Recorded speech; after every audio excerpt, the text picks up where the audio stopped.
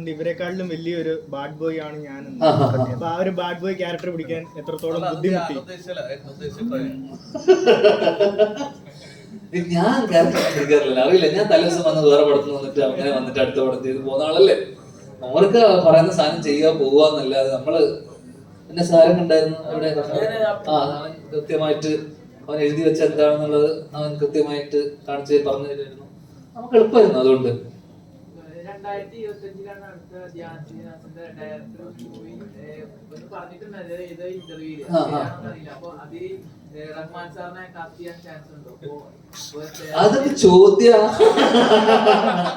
Cast ചെയ്യാൻ ഇക്ക ചെയ്യുമെന്ന് ചോദിക്കുക. ഇക്ക മലയാളം വിട്ടു നിൽക്കുക. അപ്പോഴാ കൈയാണ്. അപ്പോ അല്ല, നമ്മളൊക്കെ ഇവരുടെയൊക്കെ ഡേറ്റിന് വേണ്ടി കാത്തു നിൽക്കുന്ന ആൾക്കാരല്ലേ നമ്മള്. അതുകൊണ്ട് ഒക്കെ ചെയ്യാന്ന് ഇപ്പൊ വാക്ക് പറഞ്ഞപ്പോ എന്നെ പറഞ്ഞ സന്തോഷം. ഈ ഓണത്തിലുണ്ടല്ലോ ഒരുപാട് ആഡ് ഫിലിംസും കാര്യങ്ങളൊക്കെ ഫുൾ ബിസിയാണ്.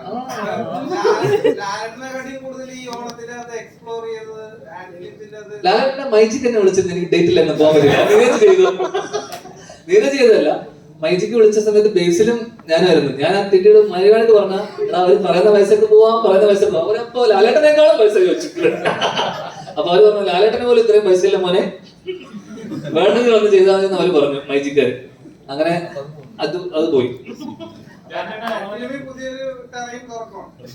ഞാൻ ഡിജിറ്റൽ അല്ലടാ, ഞാൻ ഇതിലോട്ട് ടിവിയിലോട്ട് വരാറില്ല.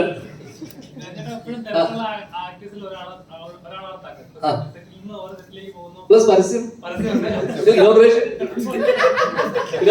കട്ട് ചെയ്തിട്ടില്ലേ ഇങ്ങനെ കട്ട് ചെയ്ത് വേദന.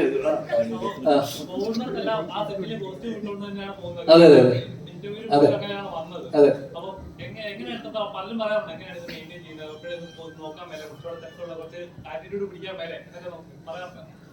ഇതൊക്കെ പിടിച്ച സിനിമ ഇല്ലാതെ ആയിപ്പോയല്ലോ. എന്തിനാ ഇപ്പൊ ഉള്ളത് പോലെ പോട്ടേന്നേ, അതല്ലേ നല്ലത് അല്ലേ?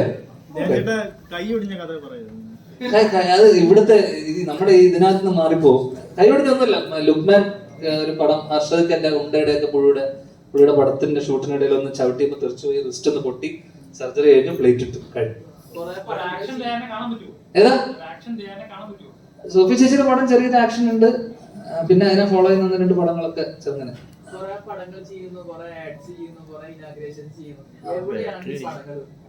ഏതാ പൈസ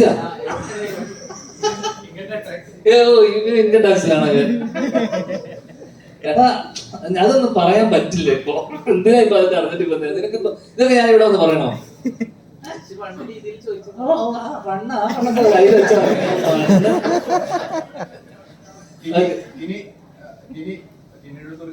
കോമഡിക്ക് ടൈമായി. ഇന്ന് ഒരു വലിയ വാർത്ത വന്നു. താങ്കൾ അമ്മ സംഘടനയുള്ള ആളാണ്. ഇപ്പൊ പൂർണ്ണമായിട്ടും എല്ലാവരും രാജിവെച്ച സംഭവത്തിൽ നിൽക്കുകയാണ്.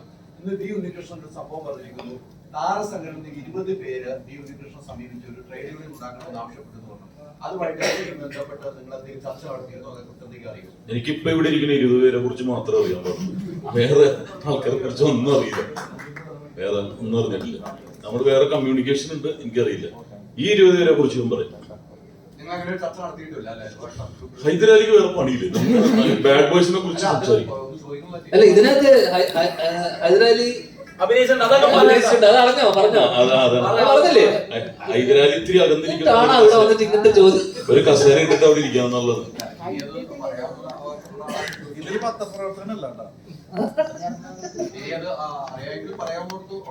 ഞങ്ങള് തമ്മിൽ അഡോക് കമ്മിറ്റി ഉണ്ട്, പക്ഷെ അവര് തമ്മിൽ ആരും അറിഞ്ഞിട്ടില്ല. ഇപ്പൊ ഞാൻ സഞ്ചരിക്കുന്നത് ഈ ഗ്രൂപ്പിന്റെ കൂടെയാണ് 20 ദിവസമായിട്ട്. അപ്പൊ അതുകൊണ്ട് ഈ 20 പേരെ കുറിച്ചാണ് എനിക്കറിയാവുന്നത്. കൃത്യമായിട്ട് എല്ലാ കാര്യവും അറിയാം. ബാലയുടെ തന്നെ എല്ലാ സീക്രട്ടും എനിക്കറിയാം, ബാല ഉൾപ്പെടെയുള്ളത്. പുറത്ത് തന്നെ ഷൂട്ട് ചെയ്തിട്ട്